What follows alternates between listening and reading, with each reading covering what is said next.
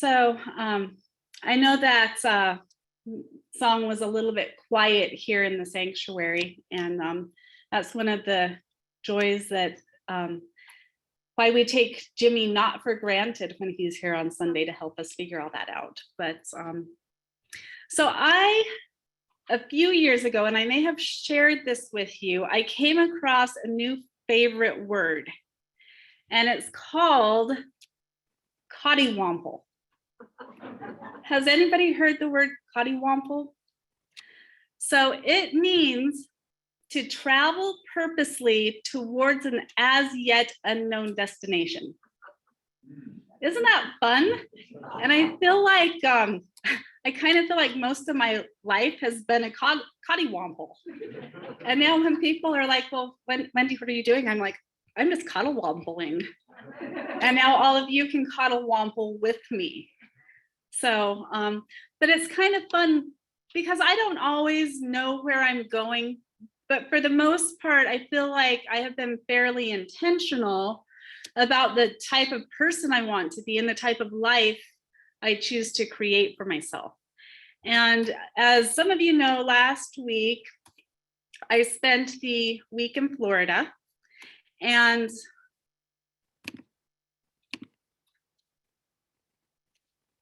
I was attempting to turn my mind off and allow myself to decompress from the stress and anxiety of the last few years. And I don't know if I can say I was successful in that endeavor, but one thing that I did do was I got acquainted with Yogananda through listening to his audiobook. It was 17 hours of his telling his stories about growing up in India and what it means to be a yogi, and all of the kind of the saints and the mystics that he came across in his life in India throughout the years and in the early 1900s. And you know, it was called The Autobiography of a Yogi. I'm sure many of you have either read that or have heard about it. But even though I have quoted him often throughout the years, I really was not acquainted with his story. And there is a lot to say about him, but for today, I'm just going to let some of his wisdom seep into my sermon. For the most part, his story was an offering of sharing the stories of many of the yogis, mystics, and gurus in India, and how by living lives of intention and attention, many of these yogis accomplished miraculous spiritual feats. But what I found interesting is that while I was feeling kind of guilty, so to speak, about needing a week to just do nothing, his story was about all of these people who spent their entire lives devoted to meditation and communing with the divine. And in that culture, it was highly respected as a very valued path. And the wisdom received from the insight of the people who spent their lives in meditation and prayer was gratefully and humbly received and viewed as a gift to humanity from the people around these yogis and these gurus.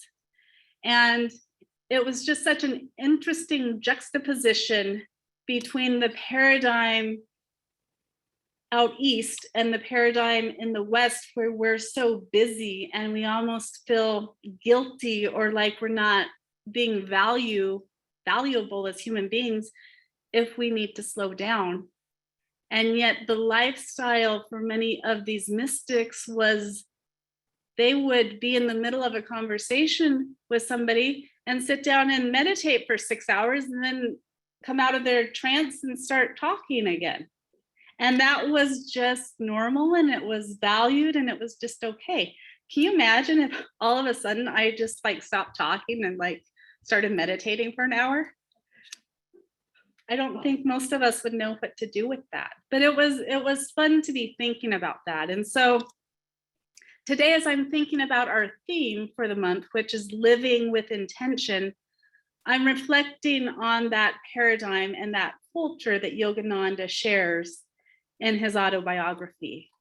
And he writes, "It is not your passing thoughts or brilliant ideas so much as your plain, everyday habits that control your life. Live simply. Don't get caught in the machine of the world. It is too exacting. By the time you get what you are seeking, your nerves are gone. The heart is damaged and the bones are aching.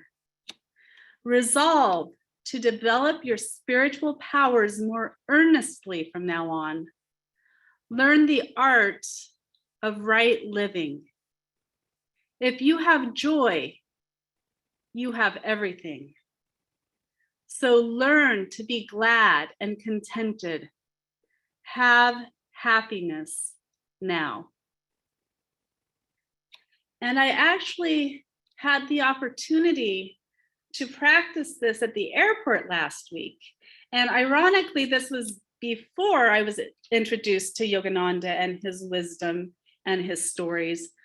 But knowing that the week between Christmas and New Year's is a big travel week, and hearing about the craziness in the midst of COVID and all of the chaos and the hundreds of canceled flights, my intention when I was flying into Florida was just to be present, to go with the flow, regardless of the travel chaos that I might encounter. And the flight was fine, but when I got to the rental car place, I knew that I would have the opportunity to practice that intention of being present with the human beings I was around in the moment. When I got to the rental car company, the line was already really long. It probably looked like there were 50 or 60 people ahead of me. There was only one person at the counter, and then that person left. And then for about 10 minutes, there was nobody at the counter, and the line continued to grow. And anybody who has ever rented a car knows that even when everything is going smoothly, it takes probably at least 5 or 10 minutes per person on a good day to get your car. And so I just practiced my intention of being patient and friendly to the people around me. And for the most part, everybody else was behaving in kind of that same way. There were a number of people I could tell that were calling the 1-800 number and canceling their reservation.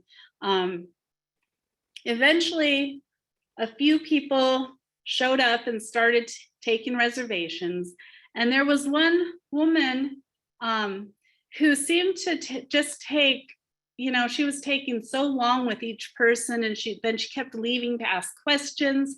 And the people around me, we were good-naturedly joking that we all hoped we didn't get her. Well, of course, she was the agent I ended up with.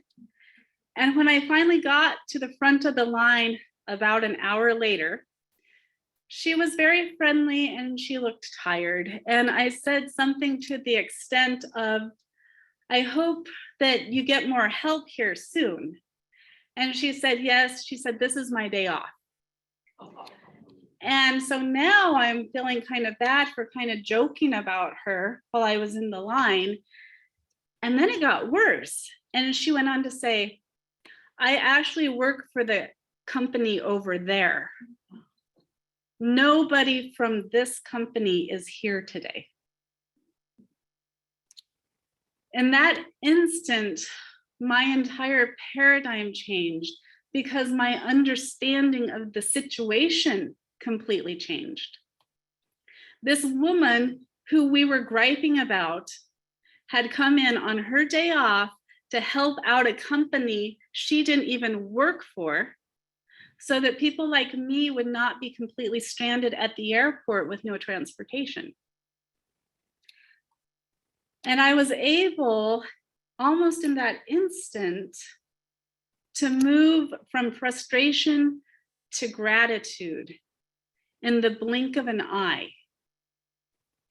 Yes, I had to stand in line a little bit longer, but the alternative was that I would have had no transportation at all. And luckily, though my paradigm didn't really have to change, because I had already entered into this trip with the intention to simply be present with where I was and who I was with. And when we are able to practice this, moving through our day-to-day lives gets easier. It doesn't matter where we are or who we're with or whether we're at home or at work or on vacation, we're still here with us. And how we choose to be here really makes all the difference. In my newsletter article this month, I think I've quoted Vic Muniz, who says, "The really magical things are the ones that happen right in front of you. A lot of the time, we keep looking for beauty, but it is already there. And if we look with a bit more intention, we see it."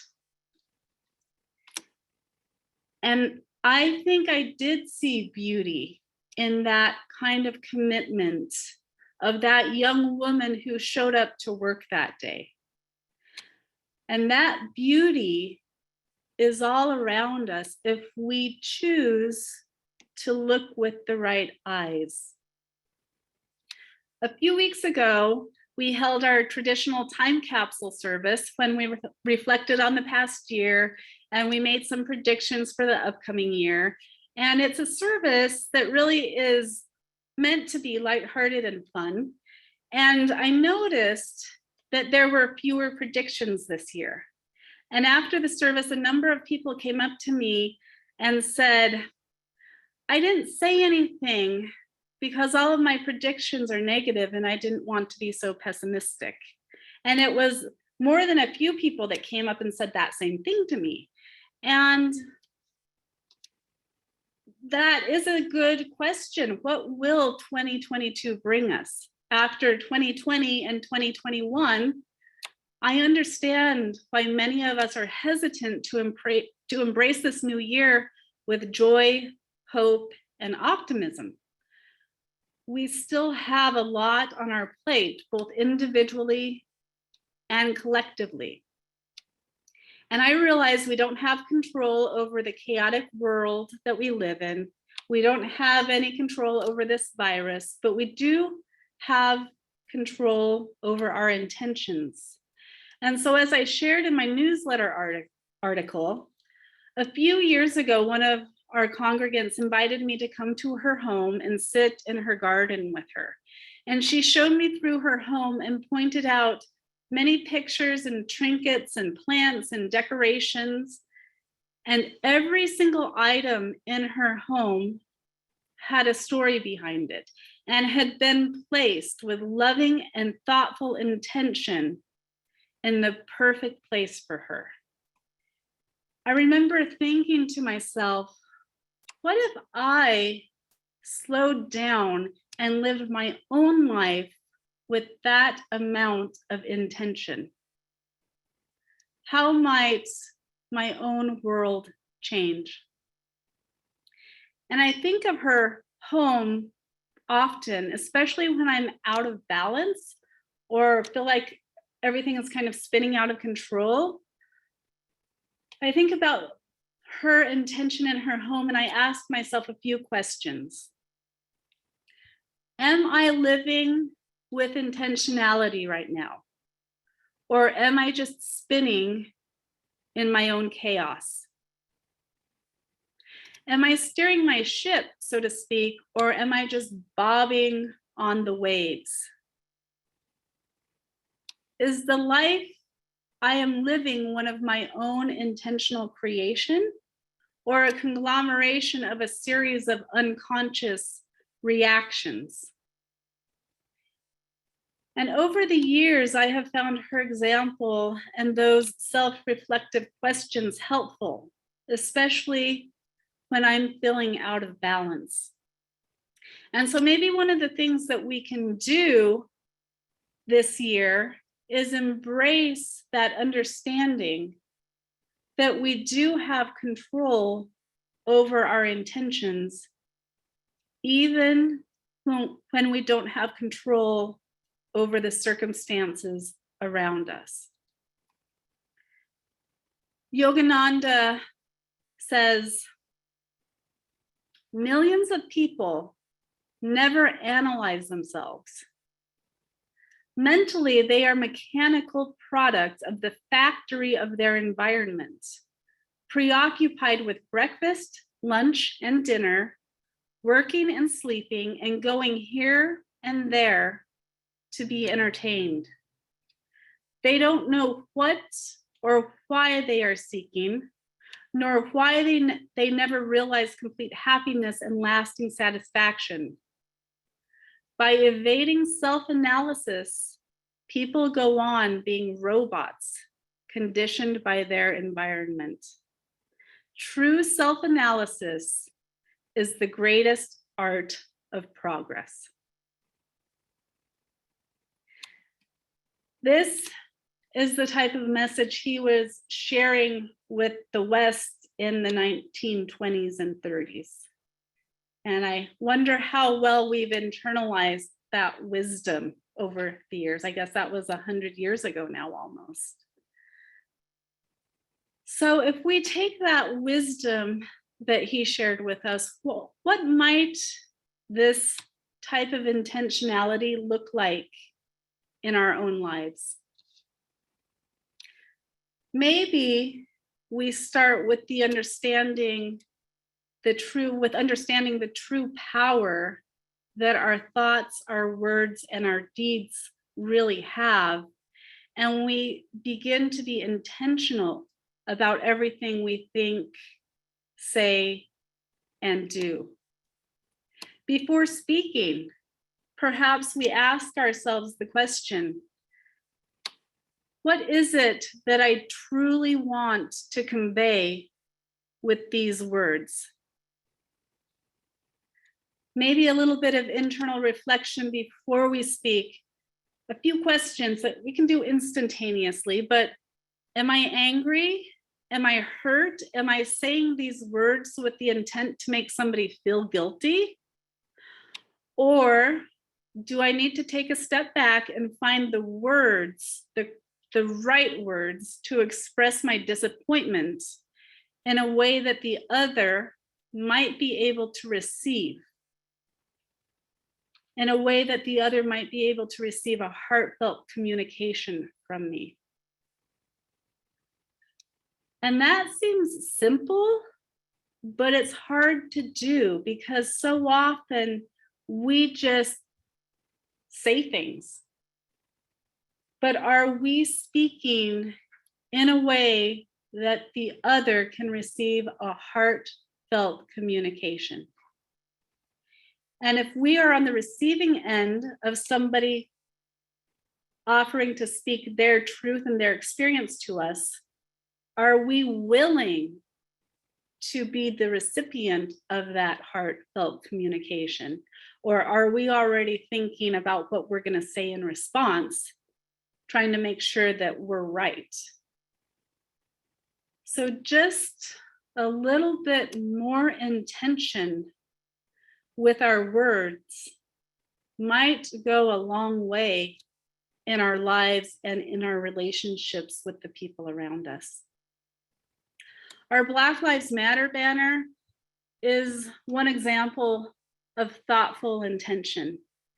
When we put the banner up a few years ago, it was after thoughtful reflection and communication with the entire UUCGV community.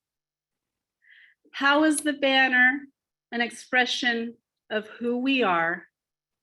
How does this express who we as a faith community represent and how we represent ourselves in the world and this valley?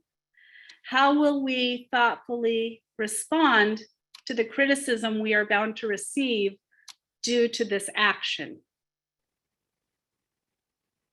That was the process of intention that we went through as a community when we raised that banner. And then we had a number of very wise people write a very thoughtful letter to go alongside the banner that we could offer to people when they say, why do you have those words up there?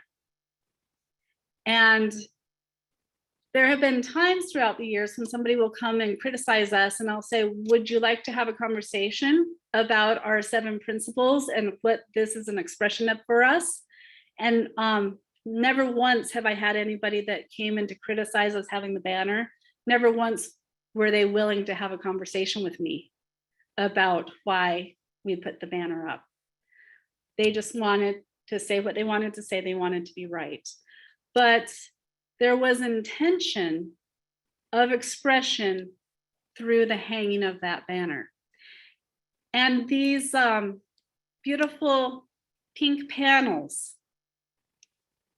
on the walls over here are another example of intention. For those of you who don't know, if you look at these pink panels after the service, they have thousands of grids on each panel, and in each panel is a silver dot.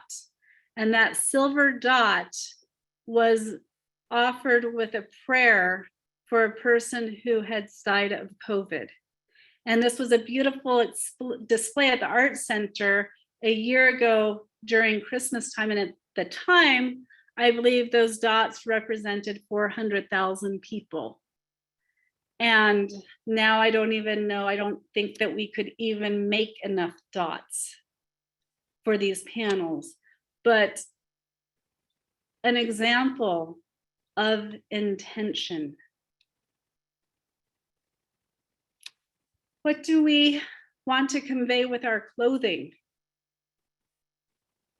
I remember, lose track of time, a few years ago, but it was during the time when many of the children were being removed from their parents at the border, and Melania Trump went to go visit those kids, and she ended up wearing a jacket that said, "I don't really care, do you?" And that clothing on that day conveyed a deep meaning to the children, to the parents, and to all of America. And we don't know what the real intention of that coat was. If it was an intention to wear that on purpose, to me, it was a fairly cruel intention. If it was unintentional, then it was drastically misplaced in not being aware of who she was and the power she had in that moment. And Yogananda writes, making others happy through kindness of speech and sincerity of right advice is a sign of true greatness. To hurt another's soul by sarcastic words, looks, or suggestions is despicable. Like I said, he wrote those words almost 100 years ago, but he was willing to call things out. As enlightened as he was willing to say, this behavior is not okay. He writes, if you permit your thoughts to dwell on evil, you yourself will become ugly. Look only for the good in everything, so you absorb the quality of beauty. And I like that because I believe that there is beauty everywhere. We can see ugliness and we can see beauty, and we have the choice to decide which one we're going to see.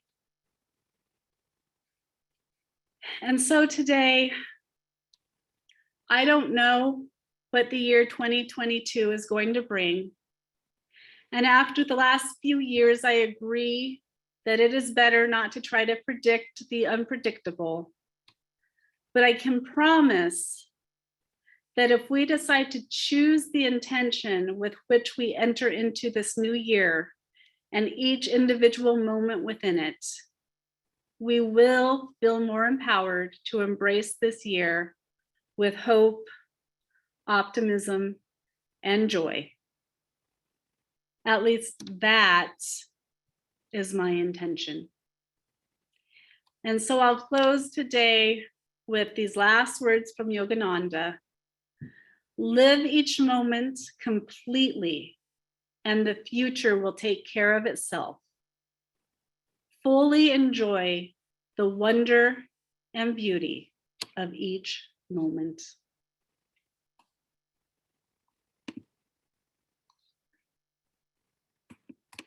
And now we will close this morning with, I know this rose will open. This rose will open. I know my fear will burn away. I know my soul will unfurl its wings. I know this rose will open. I know this rose will open. I know my fear will burn away. I know my soul will unfurl its wings. I know this rose will open. I know this rose will